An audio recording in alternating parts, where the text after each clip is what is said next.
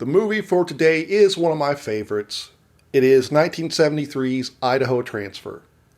This movie was directed by Peter Fonda, and it's about a group of hippies that are working as part of this government experiment, and they find a way to travel to the future, and they find out that in the future there's something they call an ecological disaster has happened. They kind of keep it vague because maybe they don't know.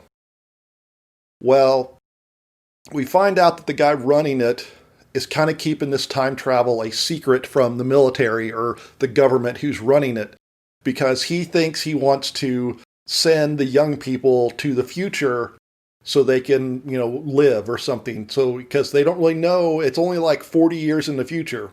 So maybe they don't know when the ecological disaster happens. So he's they're going to go into the future and they can live there.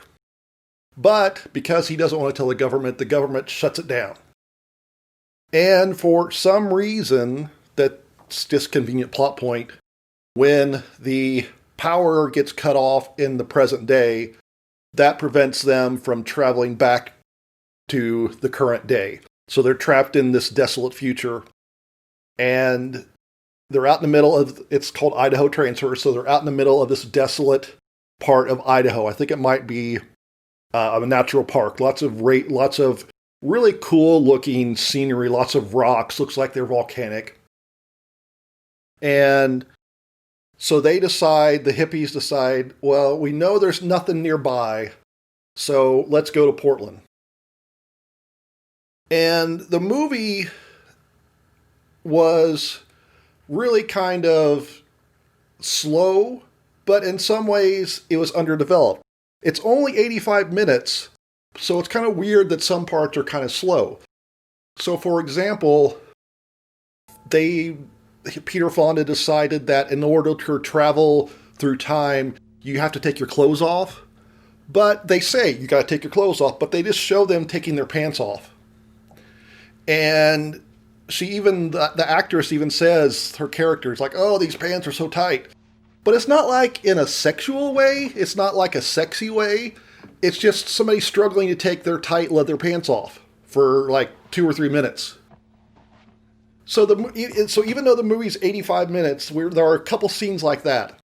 But on the other hand, it seems like they kind of glossed over a little bit about the time travel and why the government was after them and why did the government shut it down.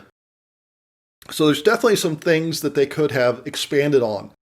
Now, the movie is also what I find interesting, but some people could find kind of disappointing, is there's not a real bad guy.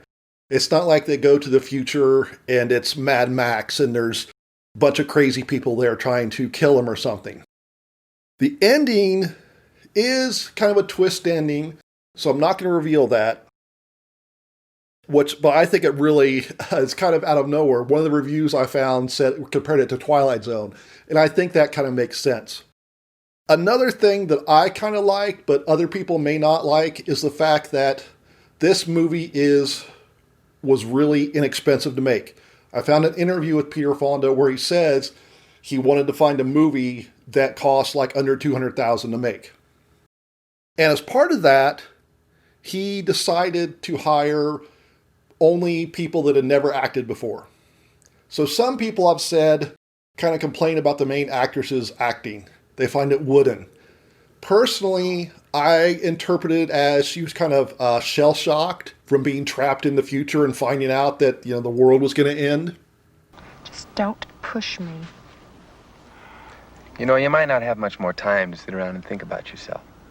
I don't know what I'm thinking. I'm just blank. So, I like the film a lot. It's kind of gentle in some ways. There's not a lot of action. There's not a lot of, violence. There's a little fighting, but it's nothing like that. In some ways, it kind of reminds me of another film from the early 70s called Glenn and Randa, which I may talk about, review at another time. So the film apparently has fallen into public domain. The copyright's lapsed on it. So you can find copies of it everywhere, but there's not a good copy like on Blu-ray or DVD. I would love to get a Blu-ray copy of this movie. So, with all the caveats, all of the disclaimers, I really like this movie. I'm going to give it 5 thumbs up. Time travel seems fun, but it can be dangerous. Avoid the hippies.